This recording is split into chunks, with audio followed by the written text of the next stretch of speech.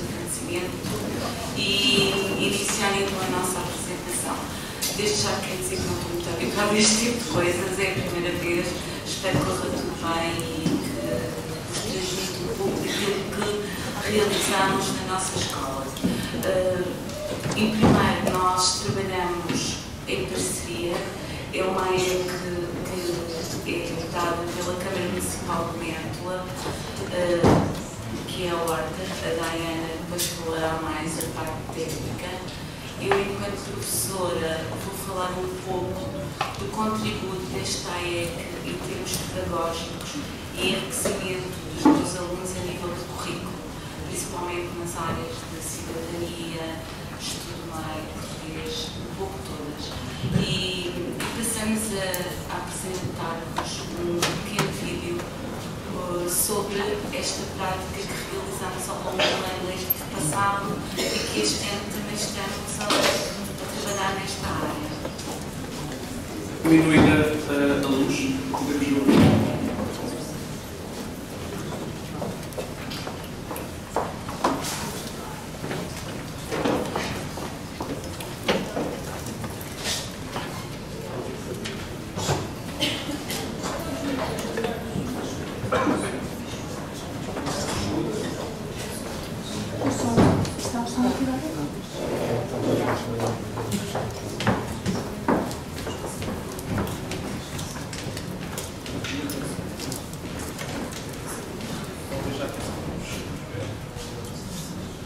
Há algum tempo atrás, noutros anos, tínhamos feito umas opiniões pedagógicas. No entretanto, deparámos com alguns problemas a nível do empobrecimento do solo, a nível da escassez de água. Com a outra horta gastávamos imensa água, gastávamos uma grande quantidade de água e o que é que acontece? Acabávamos por não ter nada, porque nunca conseguimos colher nada daqui, a verdade é esta. Não tínhamos couves nem brócolis, não tínhamos este tipo de alimentos. Mas este ano, com esta nova AEC e com as novas técnicas adotadas em termos da horta sintrópica, realmente estamos a ver resultados brilhantes.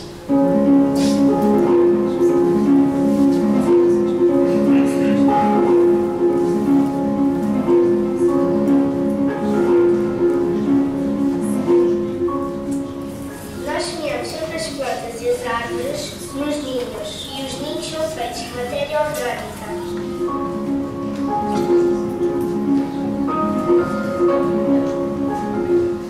Nós estamos a colocar a matéria orgânica por cima da planta para proteger e para deixar sempre debaixo dos ninhos água e não precisamos de regar.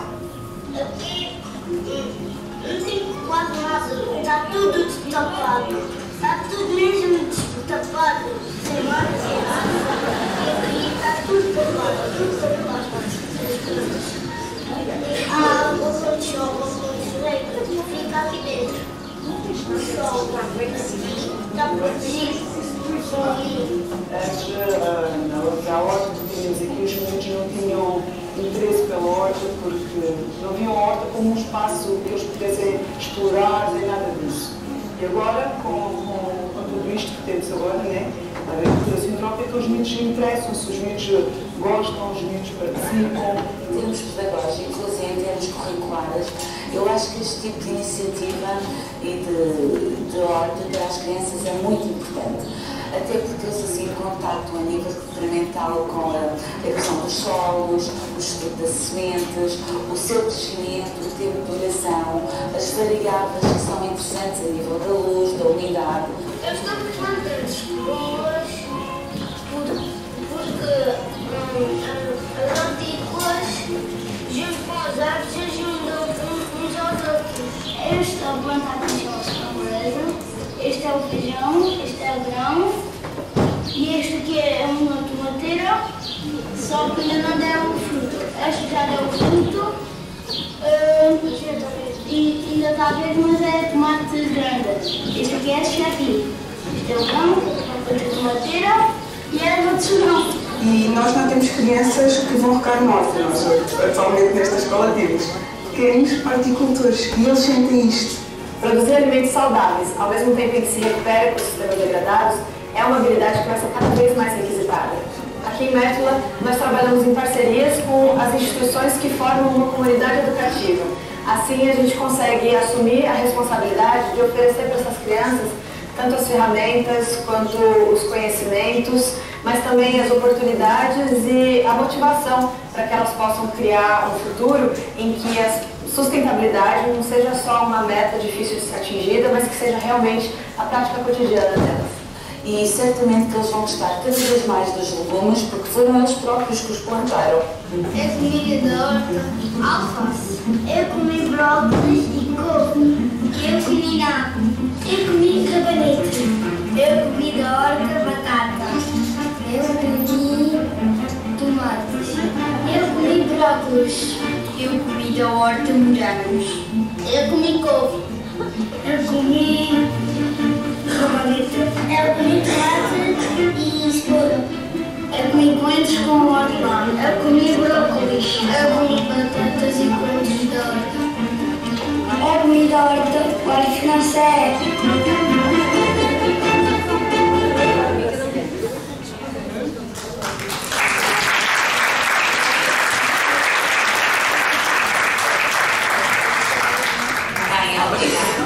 Isto foi um pequeno resumo daquilo que é que eu posso acrescentar mais. O que mostramos ali no vídeo é realmente a importância deste projeto. Não só enquanto, apesar de nós vivermos no meio rural, muitas destas crianças já não têm o gosto pela terra.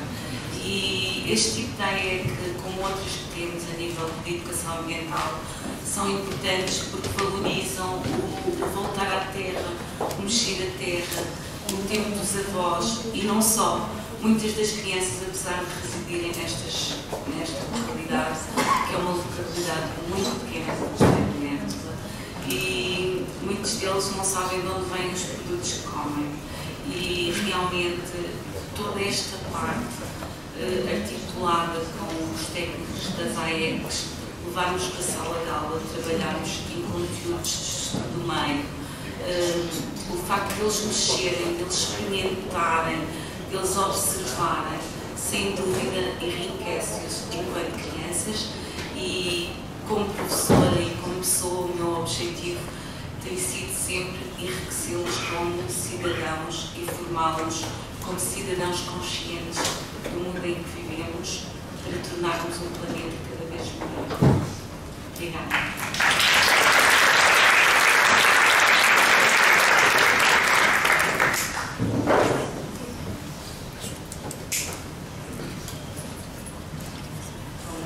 tarde a todos e a todas. O que eu posso acrescentar depois que vocês já viram agora, tiveram a belíssima apresentação do professor Goretti, viram o nosso vídeo, que é um resumo mesmo das nossas atividades. O que nós trouxemos aqui são algumas fotografias que contam um pouco mais de como que foi essa experiência. Então, queria compartilhar com vocês. Uma coisa que eu posso acrescentar é o que esteve também por trás desse projeto, né? Qual foi a nossa fundamentação teórica, filosófica e prática para tocar as atividades filosóficas com as crianças. As nossas duas fundamentações principais foram a agricultura sintrópica e a alfabetização ecológica. Na agricultura sintrópica, a referência máxima é o agricultor e pesquisador Hélio Schmidt, com quem eu trabalho há mais de 10 anos.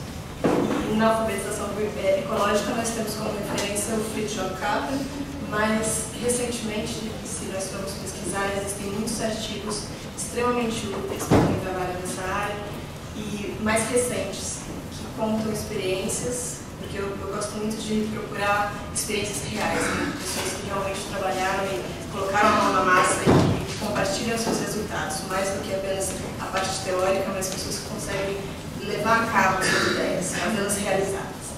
E existem muitos artigos recentes sobre a alfabetização ecológica em trabalhos com crianças e adolescentes, e principalmente na Austrália eu tenho encontrado muitos artigos, então eu recomendo esse tipo de pesquisa porque é uma orientação muito boa para quem quer trabalhar com isso. Se eu fosse destacar um dos princípios da agricultura sintrópica, que foi muito útil para esse trabalho, foi o princípio da cooperação. Porque uma das características da agricultura sintrópica, eu não sei se vocês estão familiarizados, alguém aqui já ouviu falar de agricultura sintrópica? Olha, algumas pessoas. Alguém já ouviu falar de agrofloresta? A agrofloresta é mais comum. Então, a agricultura sintrópica é um tipo de agrofloresta, é um tipo específico de agrofloresta. É uma agrofloresta sucessional que trabalha com sucessão ecológica, com estratificação e com diversos outros princípios e técnicas. Mas um dos princípios que eu gostaria de destacar aqui no nosso tempo curto é o princípio da cooperação. Nós sempre plantamos consórcios biodiversos e o que significa dizer que nós plantamos várias espécies juntas ao mesmo tempo. Porque nós entendemos que, ecofisiologicamente, umas plantas podem ajudar as outras, se elas forem harmonizadas conforme o seu tempo de crescimento e a sua estrutura de copa. Então, nossos plantios são sempre biodiversos. Todas essas espécies que as crianças citaram no vídeo que comeram, elas estão plantadas em uma pequena horta, em um pequeno espaço, porque nós conseguimos sobrepor esse crescimento dessas espécies. Então, nós trabalhamos com o princípio da cooperação entre as plantas e nós conseguimos transpor também esse valor para as relações pessoais. E nós tivemos alguns resultados importantes nesse sentido, na dinâmica das crianças, na relação entre elas. Isso foi muito bom. Aqui, voltando, eu esqueci de mostrar. Saiu do espaço. Bom, um observador um pouco menos atento pode ali identificar a alface crescendo, uma batateira.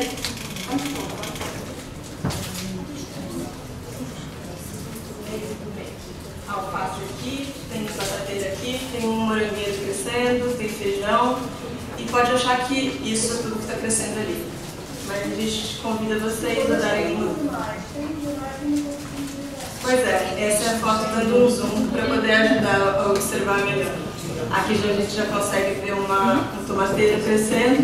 E eu gostaria de destacar aqui, perto do tomateiro, crescendo uma azinheira, que foi plantada de semente pelas crianças. E aqui eu peço licença para contar uma história rápida. Prometo que vai ser rápida. Mas além emblemática. Eu levei sementes e alguns frutos para as crianças numa das atividades e eu apresentava para elas, para ver se elas identificavam, e perguntava depois qual que era a árvore que dava aquela semente. Então eu mostrei uma amêndoa, todas elas identificaram, falaram que é uma amêndoa. Aí eu perguntava, qual a planta que dá uma amêndoa? Qual a árvore que dá uma amendoeira? E o limão? Qual que é a árvore que dá o limão? É o limoeiro. E aí eu mostrei uma bolota, e elas identificaram. Eu perguntei, vocês sabem o que é isso? Todas elas falaram, é uma bolota. E na hora que eu perguntei qual a árvore que dá a bolota, todas elas viam isso e gritaram, a boloteira.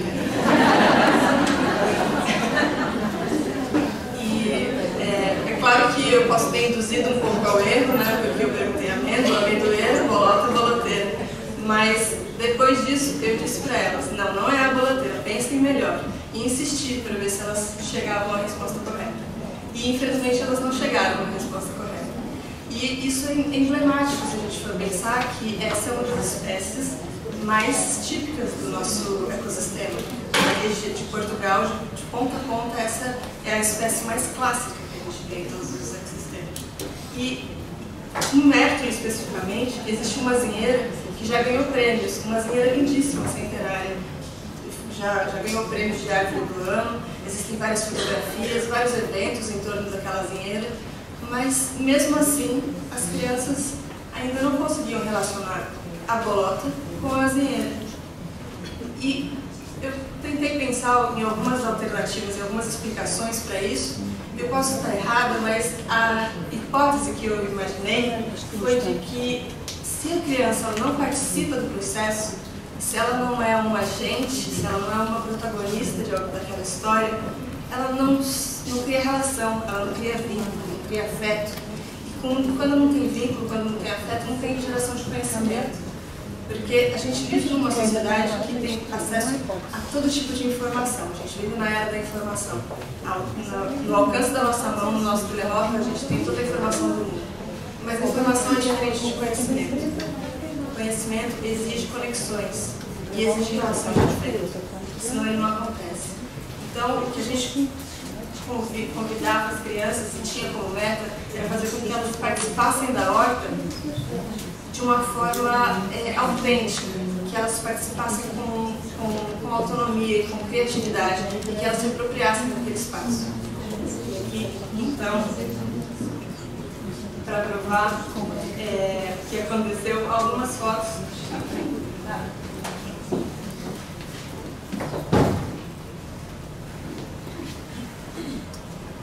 Desculpa, terminando.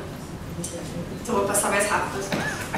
Para provar que as crianças elas têm uma característica muito semelhante a agricultores. Né? Eu trabalhei muito com agricultores e os agricultores, quem está relacionado com a natureza tem muito disso.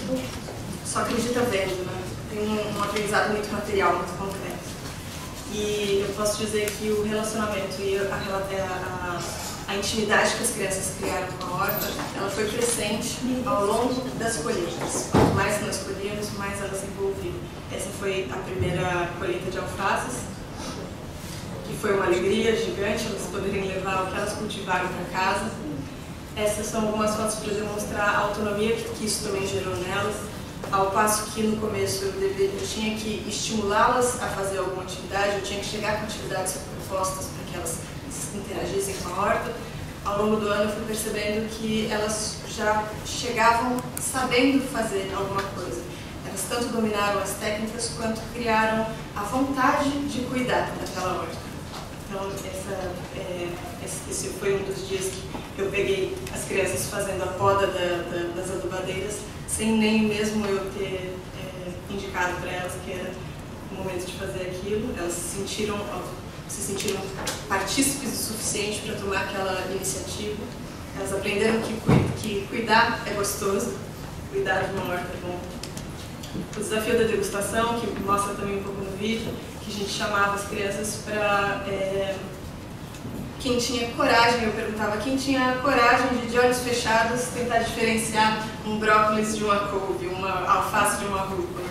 E aí no meio desse clima de brincadeira, muitos deles experimentaram pela primeira vez, coisas que eles, sem nem experimentar, sem nunca nem ter experimentado, diziam que não gostavam daquele verde. E nessa brincadeira eles passaram a aprender a gostar. Esse é um dos exemplos do que acontece quando a comunidade se envolve. A própria escola nos chamou para um almoço um dia e nós tivemos a alegria de descobrir que todo o almoço estava sendo feito com alimento que tinha sido colhido na horta. Essa foi uma primeira iniciativa, mas que tem potencial de ser melhor desenvolvida, que é a relação intergeracional. Nós convidamos a Universidade Sênior para participar de alguns dos planos. Vou passar mais rápido e a gente continua nas perguntas, se houver interesse. Aqui. No começo das atividades, nós pedimos para que eles fizessem em desenho de uma ordem. A orientação foi essa: façam um desenho de uma ordem, logo nas primeiras aulas. E foi curioso observar que os desenhos que apareceram foram semelhantes a esses, muito genéricos. Uma flor com boca, olhos e um sorriso, parece remeter mais a uma referência que essa criança tem de desenho animado ou da internet do que de alguma vivência real que ela teve no campo. Mas ali algumas crianças têm contato com a horta, então também apareceu desenhos assim, de hortas muito convencionais, quadriculadas, monotemáticas, monoespécies, pouco apelativas, pouco interessantes, eu diria. Esses foram os desenhos que apareceram nas primeiras aulas. No final do ano, nós fizemos a mesma atividade, com a mesma proposta. Façam um desenho de uma horta. E os desenhos começaram a aparecer... Começaram a ser assim. Começou a aparecer árvores dentro da horta, começou a aparecer espécies diferentes, figueiros, oliveiras, cerejeiras, abacateiras, batata, morangueiros, tudo por experiência, tudo por vivência, não porque alguém contou para ela. E é isso. Só queria dizer que eu acho que nesse percurso todo, eu posso garantir que as crianças se divertiram muito e nós nos divertimos muito também. Houve muito envolvimento e muita alegria. E o último dos últimos, desculpem, são duas citações que eu trago, uma de um autor mais conhecido, que é o Paulo Freire, e um outro desse Ivan Illich, que é um austríaco, que falou sobre educação na mesma época que Paulo Freire, mas ele é um pouco menos conhecido. E eu acho que vale a pena a releitura dele na nossa época, porque os questionamentos que ele fez parecem até que fazem mais sentido hoje do que naquela época. Eu peço licença para ler a citação dele. Uma sociedade convivencial é uma sociedade que oferece ao homem a possibilidade de exercer uma ação mais autônoma e mais criativa, com o auxílio das ferramentas menos controláveis pelos outros. E sociedade convivencial, ele contrapõe justamente a sociedade de produção e consumo, que tem muito a ver com o que nós estávamos falando no primeiro painel. E a tirinha do Paulo Freire é essa, que a educação não transforma o mundo, a educação muda as pessoas é que transformam o mundo. E é isso, vamos transformar as pessoas.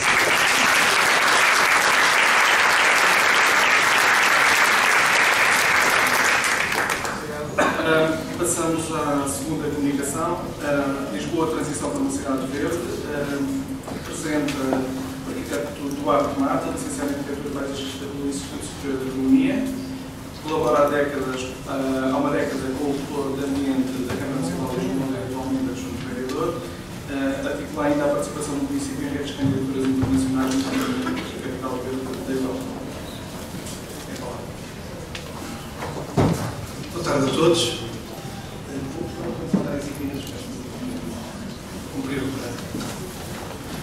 Começo com uma fotografia das plantações de árvores no passado dia 12 de janeiro, talvez uma das melhores formas de nos juntarmos a criar paisagens, fazer plantações coletivas de árvores. Estou aqui bastante perto da Alta Montanha. Para dizer que, do ponto de vista da transição verde que a cidade está a fazer, o facto de ter ganho capital verde, como já tem sido dito, o vereador terá certo reforçado que isso também não é um sinónimo de uma cidade que tenha cumprido as suas funções, não é uma evolução. A própria candidatura fazia exatamente a comparação dos indicadores, de 12 indicadores ao longo de 10 anos de evolução, e foi essa evolução estratégica que foi bastante valorizada. E uma das questões foi exatamente fazermos o alinhamento de um conjunto de políticas públicas com desafios climáticos. Esta questão começou com o Pacto dos Autarcas em 2008, 2009, e houve transversal a um conjunto de políticas que a Câmara fez, baseadas sobretudo em mitigação climática e adaptação climática. Portanto, mitigação, redução de emissões, tudo o que tem a ver com a eficiência energética, tudo o que tem a ver com redução de consumo, de emissões de todo o tipo. Por outro lado, a adaptação climática transversal a um conjunto de respostas para resistirmos àquilo que serão as alterações, que na cidade têm um impacto ainda maior, porque, como todos sabem, nas cidades, todas as previsões, por exemplo, de aumento de temperatura ou de períodos de retorno, tudo isso já foi ultrapassado, porque são sistemas muito especializados. Portanto, nós já ultrapassamos na cidade todas as perspectivas de aumento de temperatura que está previsto para daqui a 100 anos. Nós na cidade já ultrapassamos isso. Temos esses extremos, não é? E, portanto, temos que trabalhar com essa solução de adaptação. São políticas para resolver o problema das cheias, das drenagens, são políticas para resolver o problema da onda de calor e da falta de água, são questões relacionadas também com a subida do nível do mar. Isto produz depois políticas ao nível da eficiência energética transversal, dos edifícios, tudo que tem a ver também com soluções de Smart City, etc. etc.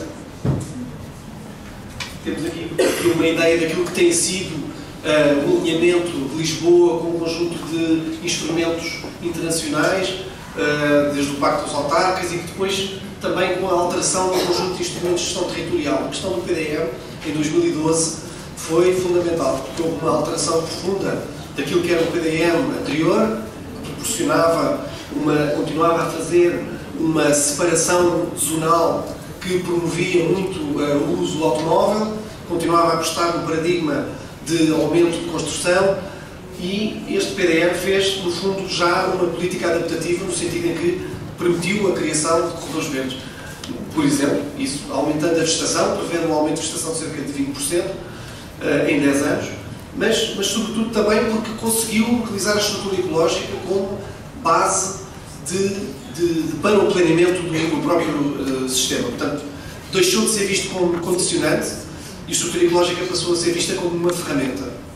Isso tem muitas vantagens. A questão da estrutura ecológica ela é muitas vezes incompreendida, é ao longo de todo o país vista como um problema ao crescimento e ao desenvolvimento, mas ela pode ter, se bem trabalhada, inúmeras funções e é uma estrutura por si só mais resiliente.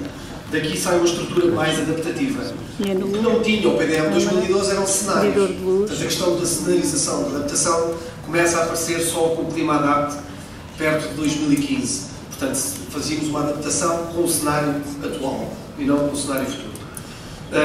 Temos avançado com os novos planos, portanto, a assinatura do novo Pacto dos Autarcas para o Clima e para a Energia, com metas mais ambiciosas ainda, os 60% de redução de carbono. Temos agora previsto para 2030, o ano de base é 2002, tínhamos atingido 42% de redução em 2016 com a meta de 2020. Podemos ser muito bons a fazer muita coisa, mas beneficiamos muito neste período de uma descarbonização do nosso mix energético nacional. E isso é perfeitamente visível. Tivemos também a crise económica que também afetou o desempenho energético, mas o facto de termos um mix energético cada vez mais limpo, baseado em energias limpas, tem uma influência que permite depois conseguirmos apontar para 2030 com reduções na ordem dos 60% e neutralidade carbónica em 2050. Isto envolve um conjunto de programas transversais. Um deles é muito transversal, porque é a questão da Carris ter passado para o município e poder, neste momento, ter uma renovação de frota que não tinha, com um aumento, uma grande aposta no transporte público, mas também ao nível da eficiência energética, com a inclusão do solar como um mecanismo fundamental da produção local de energia para consumo local. É todo um paradigma que muda, um paradigma de que a energia é produzida longe, transportada em grandes centrais com grandes perdas. Vamos passar para um paradigma em que a energia pode ser produzida localmente. Alguns exemplos são muito interessantes. Recentemente, Londres, já agora Barcelona tinha feito o mesmo, em outras cidades, lançou empresas locais de distribuição de energia. E, portanto, tudo isto vai poder mudar e vamos, de certeza, em breve, poder ter também isto disponível para os consumidores. Isso permitirá também prever utilizações de energia mais limpa e local. E tornar-nos a nós produtores de energia com maior facilidade. Há aqui um conjunto de soluções que têm sido desenvolvidas, aqui um papel fundamental da Agência de Energia Lisboa e Nova, que tem produzido grande parte das políticas de mitigação. Este exemplo da plataforma Solis, que é mais uma ferramenta de apoio aos atores da cidade para perceberem qual é o potencial solar e todo o envolvimento com as questões da eletrificação da frota, com os postos de abastecimento. Neste momento temos mais de 600 postos de abastecimento, mas o mais importante, e há aqui uma questão de educação ambiental absolutamente central para os próximos tempos, é a questão da substituição do transporte individual pelo transporte coletivo. Porque o engarrafamento de veículos com combustível fóssil será exatamente o mesmo engarrafamento com veículos elétricos. Nada muda na ocupação de espaço. E, portanto, o problema da mobilidade não se vai resolver com o problema do veículo elétrico. O veículo elétrico vai resolver o problema da qualidade do ar, pelo menos para nós que vamos deixar de ter a emissão de poluentes junto a nós, receptores, esperando que essa energia também seja limpa para a origem, mas, sobretudo, porque a ocupação de espaço do automóvel é absolutamente insustentável. E vamos ter competição de espaço, já devíamos ter, porque um automóvel ocupa cerca de 10 metros quadrados em circulação, outros para estacionamento, e temos hoje os poderes públicos por esse país fora a subsidiar o automóvel de uma forma, diria, quase imoral, quando não faz o mesmo com a habitação, por exemplo. O preço por metro quadrado do automóvel é oferecido aos cidadãos quando comparado com o preço da habitação. E isso só se vai resolver com uma sociedade de transferência da utilização do automóvel privado para soluções partilhadas. Não há outra solução. A solução será a solução do transporte público e deixarmos de precisar do automóvel e passarmos a utilizar o automóvel quando precisarmos, através de soluções coletivas. É um processo que vai ter dor, quanto mais depressa o tivéssemos feito, melhor. Neste momento temos uma área metropolitana de Lisboa fortemente dependente do automóvel, dos parques tecnológicos que foram crescendo na periferia, da habitação que saiu e, portanto, temos uma transição com dor. Poderíamos ter uma transição menos dolorosa. Mas esse trabalho faz sentido fazê-lo, não temos outra solução e veremos que as empresas possam também perceber, pela localização das suas empresas, que vale a pena ter localizações com uma elevada acessibilidade ao transporte coletivo, não precisando de fornecer estacionamento para todos os seus cidadãos. Isto mexe com muita coisa, como sabem, fica só aqui uma mireta àquilo que pode ser a educação ambiental que todos podemos fazer nessa nível. Outra, a questão da transformação do espaço público, é uma competição com o espaço automóvel, liberta espaço, uma questão de democracia, a utilização do espaço público mais largo, mais confortável, mais acessível para todos. Foi essa a primeira parte desta aventura de uma praça em cada bairro. Como podem ver, são alterações relativamente rápidas, em 2 anos vemos uma diferença absolutamente considerável, mas é algo que tem que ser depois acompanhado com outro tipo de mecanismos, nomeadamente a utilização do espaço público também para aumentar o verde, coisa que numa primeira fase nem sempre foi, embora tenha respondido àquilo que eram os objetivos primordiais.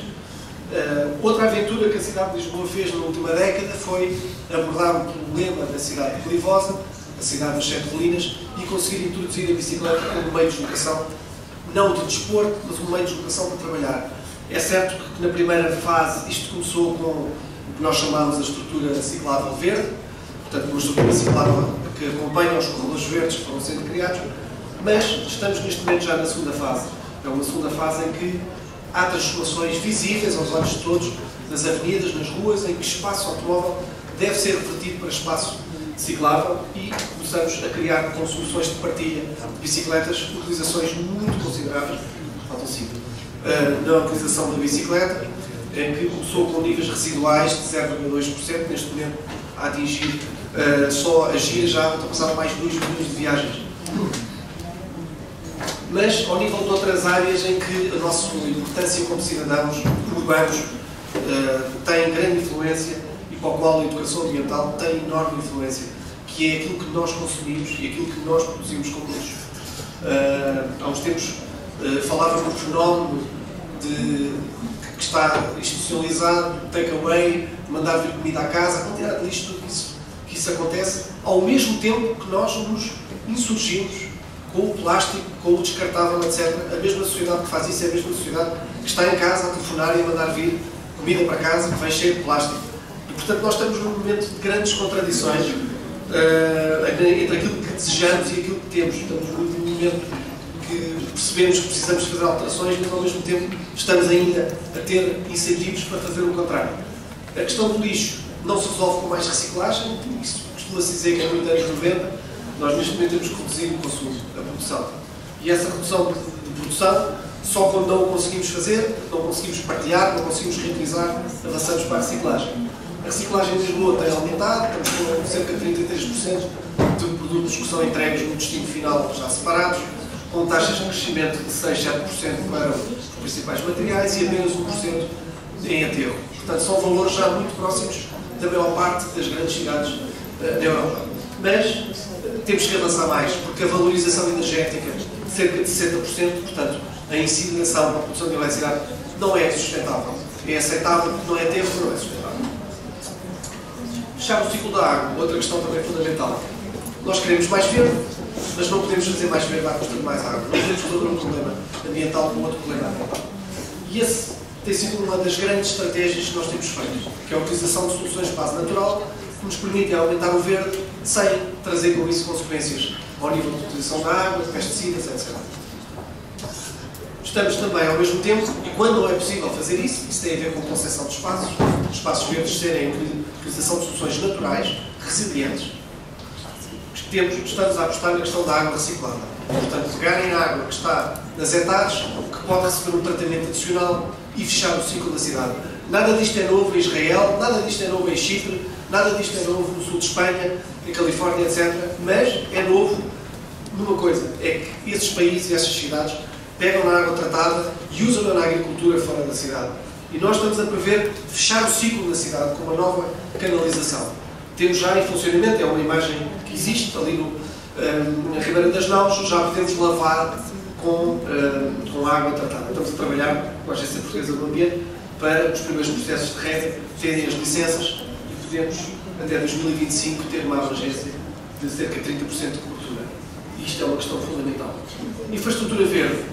E para terminar com algumas imagens também. Mas infraestrutura verde significa que nós deixamos em Lisboa de trabalhar com espaços verdes.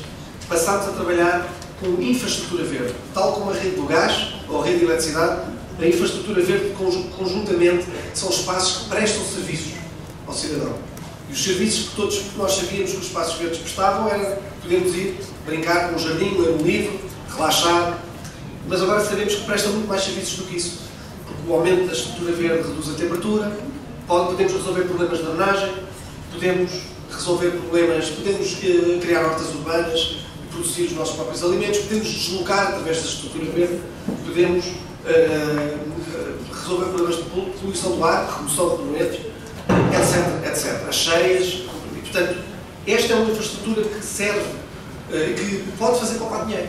Portanto, os espaços verdes não devem ser vistos como um processo de despesa. Qual é a receita dos espaços verdes? É poupar nos riscos. É poupar nas casas à volta que têm que ligar menos vezes o ar-condicionado, nos escritórios, nas pessoas que têm menos problemas de saúde por causa da existência deles.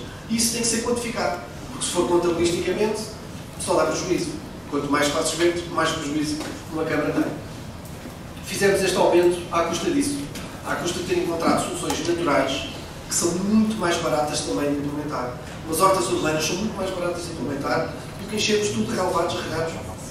Fazer pratos biodiversos são muito mais baratos do que fazermos estruturas de rega iguais e a replicação do mesmo modelo à exaustão de jardins que muitas vezes não respondem àquilo que se quer que as pessoas entendem como mais importante. São estas soluções de base natural que foram também muito valorizadas na candidatura, permitem associá-las em corredores verdes. O facto de serem corredores verdes permitem que façamos estruturas de baixa carga, que baixam o custo da intervenção, mas também baixam o custo da manutenção. Porque um espaço verde pode custar 40 ou 50 euros o metro quadrado, espaço novo, por metro quadrado. E esse espaço intensivo depois custa 2 a 3 euros por ano por metro quadrado. Um espaço extensivo custa 10 cêntimos o metro quadrado. Estamos a falar de uma diferença abismal. E com isso se faz mais estrutura verde. O mesmo dinheiro num parque faz 10. E isso foi o que nós conseguimos fazer. E por isso é que crescemos. Fizemos 15% a mais estrutura verde com verbas relativamente baixas. Porque não estamos a onerar o erário público com isso. Temos aqui um conjunto de intervenções de base natural que temos estado a usar. Os pratos biodiversos. Aqui perto há alguns, que são muito interessantes. Os olivais têm, aliás, um potencial enorme de transformação de alguns destes relevados em pratos floridos, com capacidade de captação de CO2 e hidrogênio. Temos as hortas urbanas, as soluções de drenagem natural, que permitem que os espaços verdes fiquem muito mais baratos, porque não têm canalização, não têm manutenção, canalização. Temos aqui a primeira horta urbana, que foi em 2011, ainda bastante recente. É um processo que nem sequer 10 anos tem, e neste momento temos 700 talhões, 20 parques, e esperamos chegar aos 1000 talhões. temos isto conseguido à custa de um desenho relativamente homogéneo, que permite que as pessoas que não fazem hortas urbanas entendam que aquilo é um serviço prestado à comunidade. O facto de termos um parque com pessoas a fazer hortas dá mais segurança ao parque, dá uma utilização, é um parque mais biodiverso, é um parque mais vivido. E eles estão a utilizar, os hortelãs utilizam o espaço público, mas prestam um serviço à comunidade com isto. E é transversal à cidade. Os parques funcionam bem em todas as áreas onde os temos implementado. Mas temos também aqui outras matérias importantes, esta questão dos prados, da drenagem sem canalização, estamos a implementar um pouco pela cidade. Temos a questão dos prados biodiversos, que estamos a implementar em várias áreas. Vamos ter ovelhas a pastar em alguns parques dentro do âmbito do projeto LIFE, de adaptações climáticas, porque estes prados vêm do campo. E, portanto, são prados que têm uma mistura muito rica, que é utilizada para os animais pastarem, pode ser utilizada a nosso favor. É uma questão de educação ambiental. Perceber que o prado castanho no verão cortado tem valor, porque depois também é um prado excepcional na primavera, como agora começam a ver. E convido-vos a ir à Bela Vista, por exemplo, onde tem áreas grandes de prados biodiversos implementados. Este, por acaso, é o corredor verde Monsanto, junto ao Parque Eduardo César. A questão da gestão do arvoredo é tão importante para ser eficaz na redução da temperatura. E temos feito um trabalho transversal para que as boas práticas de poda consigam ser implementadas por todos os atores do meio público. Temos aqui a imagem, para terminar os slides, do projeto LIFE, que está neste momento a começar, ao qual todos são convidados a participar. Este é um projeto que teve a primeira grande ação no dia 12 de janeiro, com a plantação de 20 mil árvores, mas serão convidados a participar no verão em ações de rega dessas árvores. Porque senão elas não resistirão ao primeiro ano. E como convidamos as pessoas a plantar, achamos que devemos convidar as pessoas a manter também. E as pessoas irem, com a nossa ajuda, porque levaremos recipientes e reservatórios para o local, em sítios, alguns menos acessíveis de manutenção, iremos garantir que esse processo é acompanhado. Tivemos 4 ONGs connosco também, tivemos 4.500 pessoas inscritas e é um processo que todos os meses acontece. O próximo é dia 21 de março, em várias áreas. Está aqui o projeto LIFE, que depois poderão ter mais informação online, estão aqui algumas imagens. E depois aqui alguns projetos importantes para este ano de 2020, o corredor do Val Alcântara, que está neste momento na segunda fase, a tentar, estamos a fazer um túnel que permita depois fazer a última intervenção da habitação, mas já há algumas estruturas interessantes para conhecer. Até lá, o corredor verde oriental, que apanha muito perto aqui toda a freguesia de Marvila, que no total terá 150 hectares e que tem vários parques, alguns bastante interessantes e de baixa carga, nomeadamente o Val da Montanha, o Val de Chelas. E vamos ter este Parque de Val da Montanha 2, que será a segunda fase do Parque de Val da Montanha, que começa ali no cruzamento dos Estados Unidos da América com o Gacotinho. E teremos também um parque. Este é o corredor periférico do Val do Ameixoeira, onde fizemos também muitas plantações, tem uma linha de água que foi distribuída no seu processo. O futuro Parque Verde da Feira Popular, que está em construção, e que tem um conjunto de soluções de drenagem natural logo na sua junção. E depois este aterro sanitário do Val do Forno, que será um enorme parque de sequeiro e de natureza, que estará concluído em 2021. E depois a Praça de Espanha, que é também, por si só, uma questão de educação ambiental, ou olhar para um espaço que hoje não é mais do que um conjunto de cruzamentos viários de asfalto e de estacionamento, ser transformado num parque que vai ter, inclusive, soluções de drenagem natural. É talvez a melhor forma de fazer educação ambiental na cidade.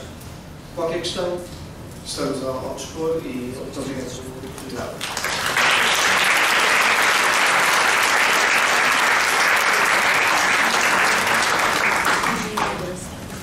Passamos agora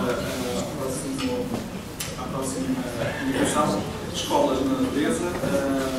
A oradora será a doutora Manuela, educadora de infância, mestre em estudos sobre as mulheres, diretora executiva no Instituto das Comunidades Educativas.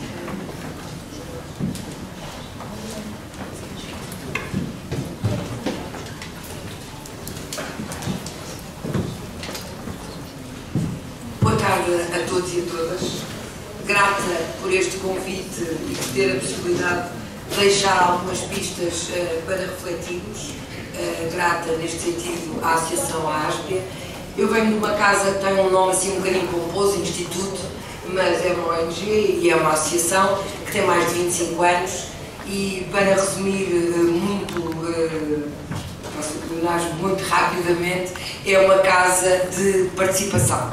É uma casa onde se pretende que a participação aconteça, se criem as condições para a participação, seja de todos nós, independentemente das nossas idades. Sejamos mais pequenos, mais velhos, trabalhamos também com pessoas idosas, já tivemos a oportunidade de realizar congressos com idosas sem especialistas, dando-lhes a palavra e dando-lhes a possibilidade de eles dizerem quais são as suas dificuldades, as suas problemáticas e os seus sucessos. Ora bem, eu hoje já fiquei aqui muito contente, porque já tivemos aqui uma experiência. Eu venho falar um bocadinho de escola, mas quero-vos falar tanta coisa, mas vou tentar não perder aqui os links, ou tentar fazer alguns links. Fiquei muito contente com a apresentação das colegas, porque é sinal que o caminho estamos a dar os primeiros passos, não é? Venho aqui muito numa de vos deixar algumas pistas de reflexão, e a primeira prende-se exatamente com o pensar que tipo de escola é que temos. Que escola como é que são as nossas salas de aula?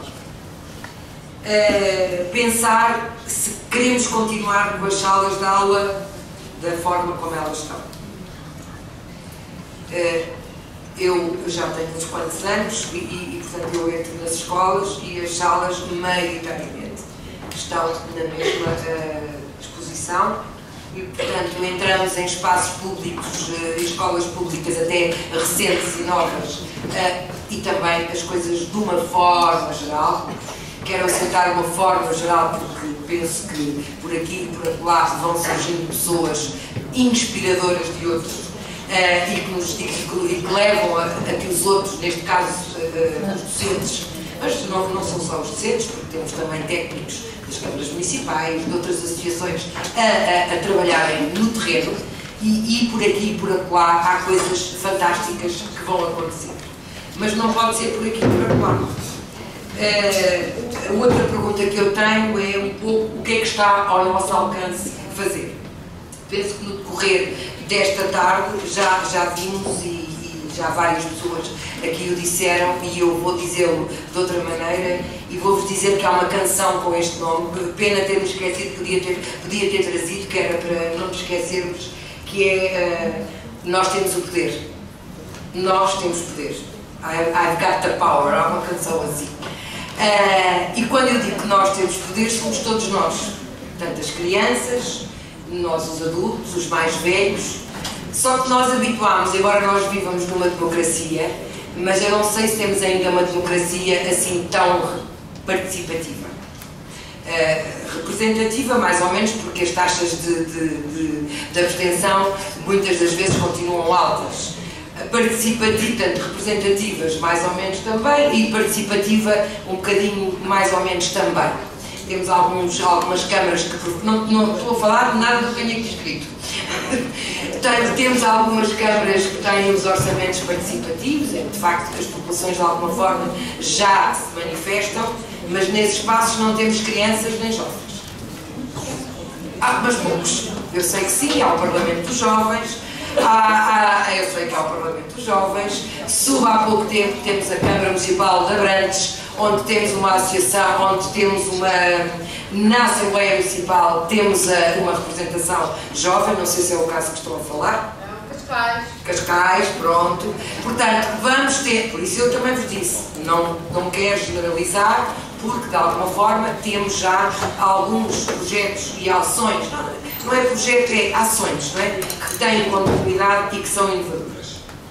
No entanto, desculpem, mas eu tenho que vos dizer que maioritariamente temos uma escola de silêncio, em que, quer dizer, se nós adultos nos pedirem para irmos propor uma formação e estarmos lá 5 horas sentados, ao fim de 1 hora já estamos a bufar. Mas a determinada altura queremos, e aqui sobretudo, é assim, eu até falo aqui até ao 12º, porque tenho um filho que andou 12 anos também na escola, agora entretanto prosseguiu, e é assim, portanto, e passou 12 anos sentado, e nas reuniões de pais havia uma coisa também que era sempre dita, que eles falavam muito. Portanto, durante 12 anos eu em todas as reuniões de pais ouvi que que a turma onde o meu filho estava inserido falava muito. Desculpem, porque eu também sou educadora de infância, mas se nós assistirmos a uma reunião também de professores, quem é que está a falar? Acho que é uma função nossa do ser humano, não é? A forma está, é na maneira como é que vamos trabalhar, e aqui também já foi dito há bocadinho pelas colegas, com as questões das novas tecnologias, e nomeadamente a questão do telemóvel. Devo-vos dizer, por exemplo, tenho-me apercebido que em Espanha os professores têm muito, como prática regular, levarem as notícias, os acontecimentos mundiais para dentro da sala de aula. Mas também no outro dia fiquei muito triste porque vi que em Madrid estavam a ter uns cacifes para pôr tudo o que era lá de telemóveis.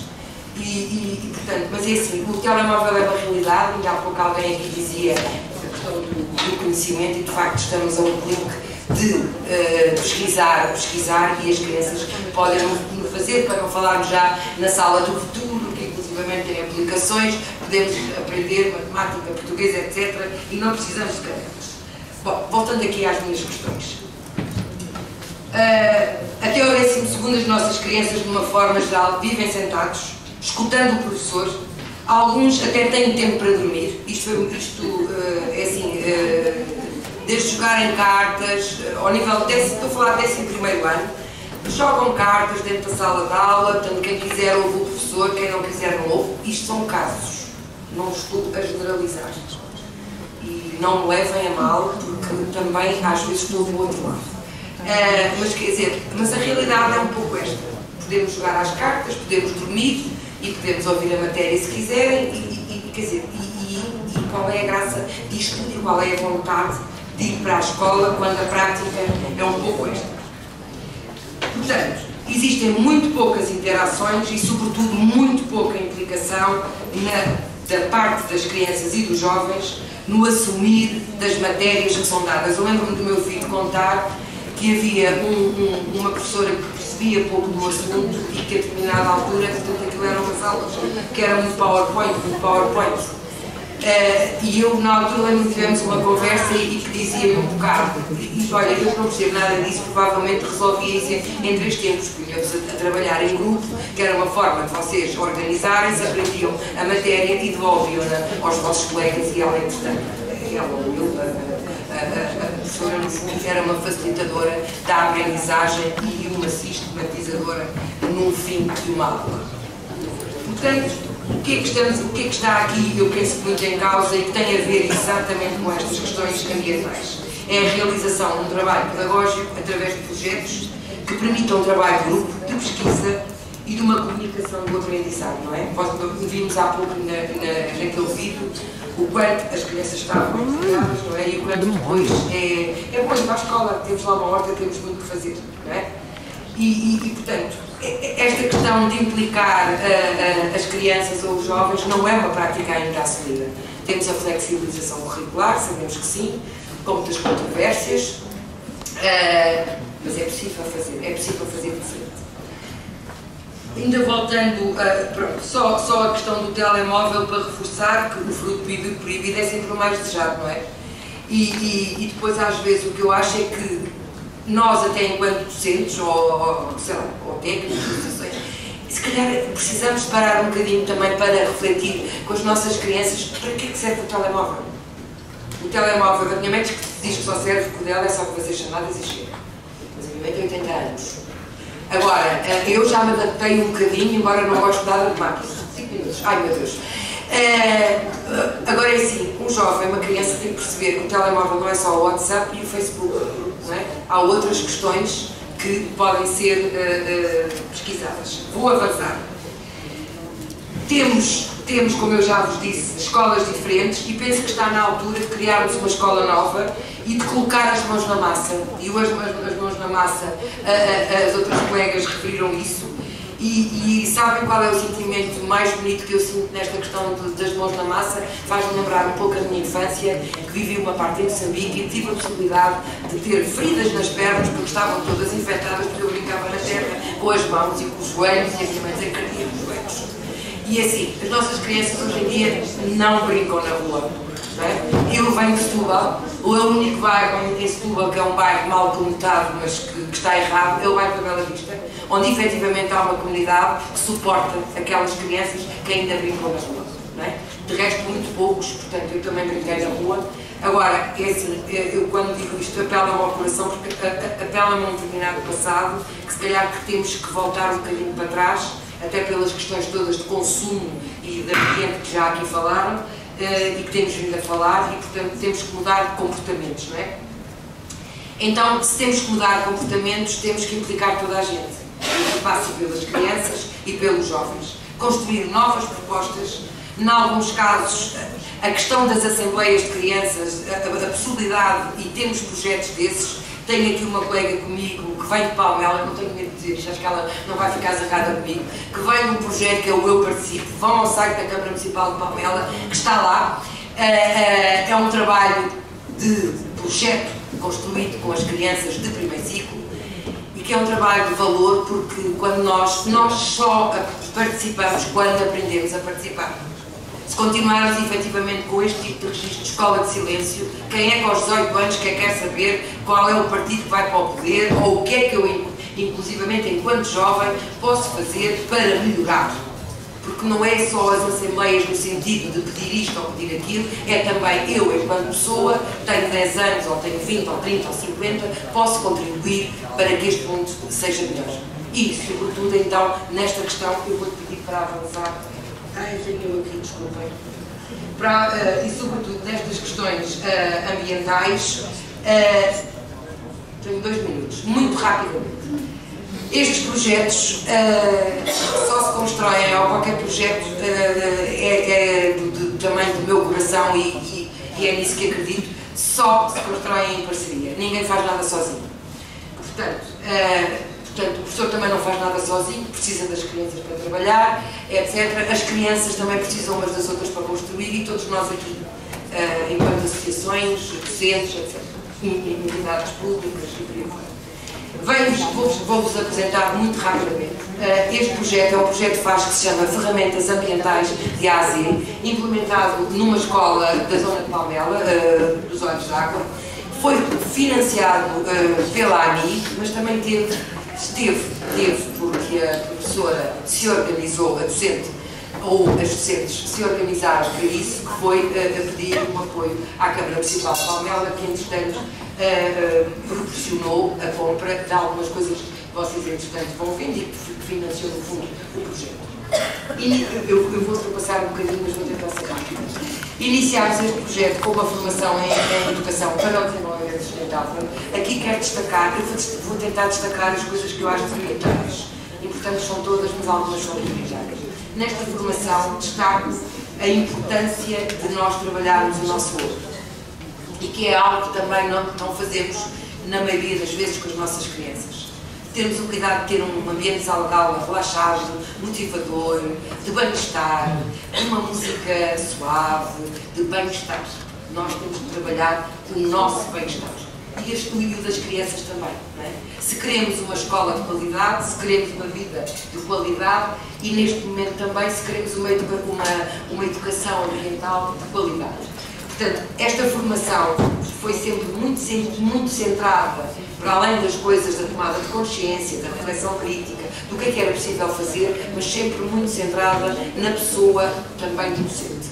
Aliás, a formadora perguntava-nos muitas vezes logo, quando chegávamos, como é que estava o nosso estado, qual é que era a estação do ano. Não é? Isto para percebermos que somos todos humanos e as nossas crianças também, e os pais delas também. Pronto, este projeto permitiu o quê? Criar uma série de oficinas, desde artísticas, hotéis de insetos, precisamente como o vereador dizia há pouco, para que não venham os gafanhotos, portanto, o senhor que tinha mandado matar os pardais, não é?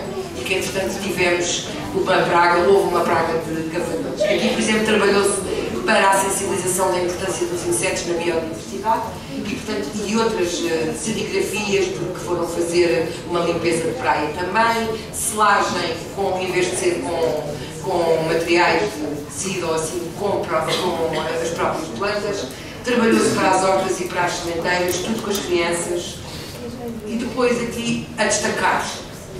A destacar é assim, este projeto surge com uma professora que já estava, que tem uns quantos anos de serviço e já estava muito cansada e entretanto frequentou uma formação onde conheceu várias pessoas que tinham as mesmas preocupações que ela, sobretudo ao nível de uma escola nova e numa escola onde as crianças possam ter os seus projetos.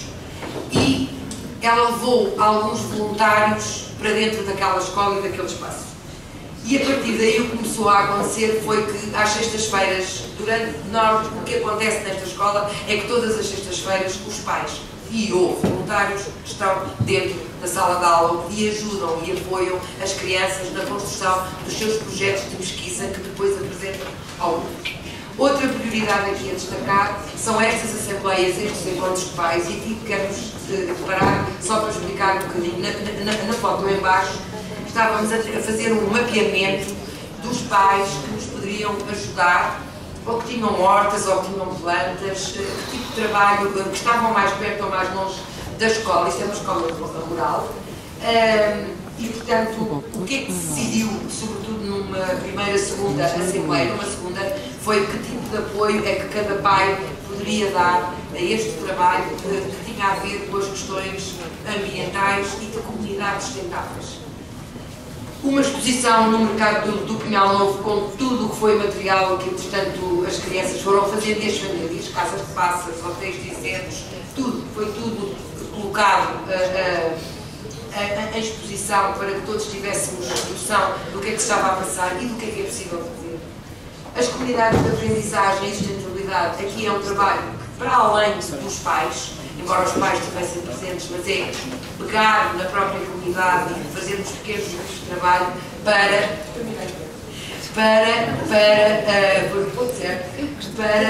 vermos até que ponto podemos então de facto criar uma nova sociedade. E deixo-vos com esta frase que são dos meninos da escola dos Olhos d'Água: nenhum de nós é tão bom quanto todos nós juntos. Espero.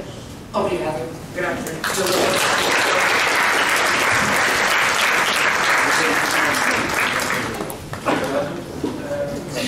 Temos tempo para 3 questões rápidas, para que o tempo que nós conseguimos conquistar aqui nestas apresentações, para não atrasarmos as seguintes.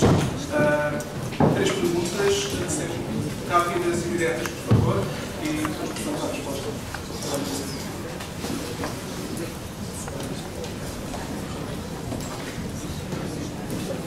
Peço que se apresente.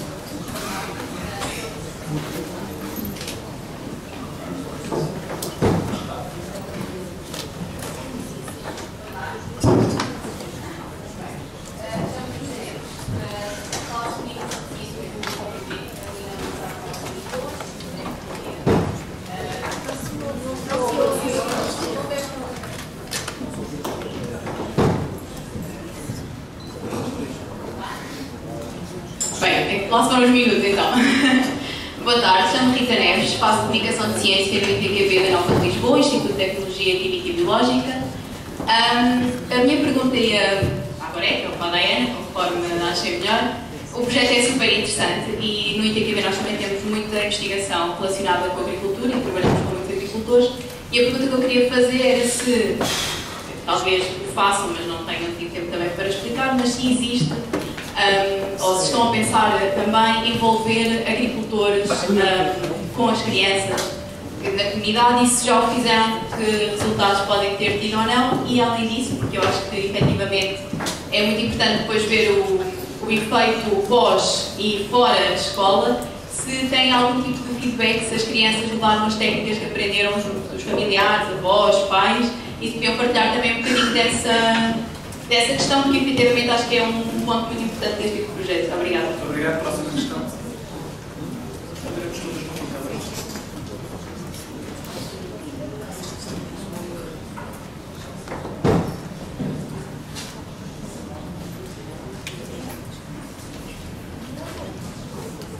Boa tarde, meu nome é Miguel Dias, eu sou professor na Escola Secundária de Cantanhede. A minha pergunta era para o Dr. Eduardo Marta. Eu, além de professor, venho na causa climática e é um dos aspectos que mais me interessa, são os programas municipais para as alterações climáticas, que na maior parte dos casos, infelizmente, acabam por ser apenas programas de mitigação, programas de adaptação e não tanto programas de mitigação. Eu, em particular, interessava-me saber como é que vocês fazem a monitorização concreta dos vossos planos. Como é que vocês chegam aos cálculos de CO2 e como é que vocês conseguem contabilizar, digamos, a redução que cada uma das vossas medidas permite. Era basicamente isto, e saber como vocês fazem essa monitorização anualmente, se existe alguma obrigatoriedade nos vossos planos de apresentar esses resultados em órgãos oficiais, Assembleia Municipal, etc. Basicamente é isto. Muito obrigado. Se não há outras questões. Não. Então passaremos à resposta da Ana e do resto do Sim, em relação à questão do posso dizer que isto é uma atividade que surgiu em novembro de 2018. Enquanto a AEC, a entidade produtora das AECs com outras parceiras, é a Câmara Municipal de Évora. E sendo uma horta com técnicas diferentes, leva o seu tempo ainda a implementar. Mas algumas atividades e iniciativas foram feitas mais com a Diana. Enquanto professora, escola, o que podemos fazer, os familiares têm estado atentos, acompanham e ficam receptivos, bastante receptivos, em termos desta nova prática e interação. O mesmo é com a comunidade educativa. Nós localizamos numa localidade onde as refeições são concebidas perto da escola e há ali uma grande articulação entre os produtos que colhemos, levamos para serem confeccionados e estamos aos poucos, não é logo assim de uma vez que conseguimos resultados, mas estão a ser bastante positivos e começa a haver esta ligação, que a Daiane ainda há pouco falou, a cooperação. Temos que ir aos poucos, porque também são áreas que as pessoas onde estamos localizados e a trabalhar não conheciam, assim como eu não conhecia. Mas mesmo a nível de outras pessoas, e falo por mim, eu já fazia outra horta na escola, como no vídeo referimos, mas realmente a rentabilidade e os produtos que são agora colhidos nada tem a ver com aquilo que fiz aqui. Obrigada.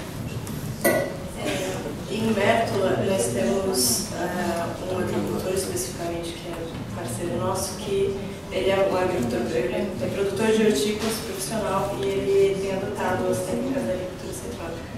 E em uma das atividades de tempo livre, nas ATLs, no ano passado, durante o Páscoa, nós fizemos uma visita à horta desse agricultor. Então nós levamos todas as crianças, inclusive algumas que não participavam da EC, foram visitar a horta e houve uma identificação e um passo muito grande do orgulho das crianças, porque elas viram uma pessoa, gente grande, fazendo de verdade aquilo que elas fazem na horta delas.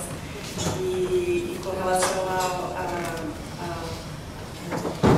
permeabilidade com os pais ou com outras pessoas, com outras hortas, nós ouvimos relatos de pais que chegavam para conversar conosco, dizendo: que história é essa que agora meu filho chega na minha horta dando um monte de ideia, dando um monte de dica, dando um monte de opinião sobre a horta. Falando brincando, principalmente com relação à cobertura do solo. Eu fiquei muito feliz de ver que algumas pessoas que já têm a horta em casa, teve até uma das juntas de freguesia que passou a adotar também essa prática de usar matéria orgânica para cobertura do solo. Essa é uma técnica muito simples, muito básica, né, mas que tem um efeito já muito grande, principalmente nas condições de temperatura do Alentejo. E isso modifica já a biologia do solo, modifica a capacidade de retenção de água, a estrutura do solo. E isso nós ouvimos alguns relatos de pessoas que passaram a adotar, pelo menos uma dessas práticas.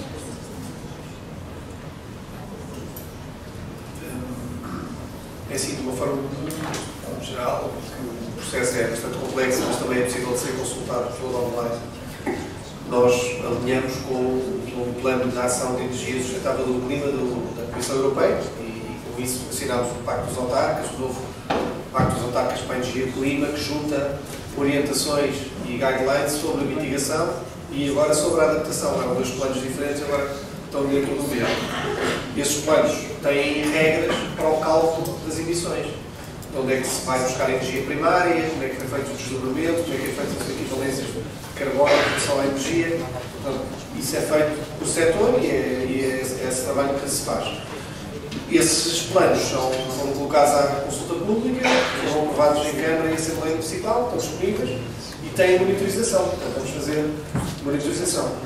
O que fazemos aí, nesses planos climáticos, é o que fazemos depois também no plano que temos para a biodiversidade. Temos um plano de ação local para a biodiversidade que tem 23 indicadores, alguns dos quais contribuem para o plano de adaptação diretamente e tem monitorização intermédia. Pronto, fazemos a monitorização assim.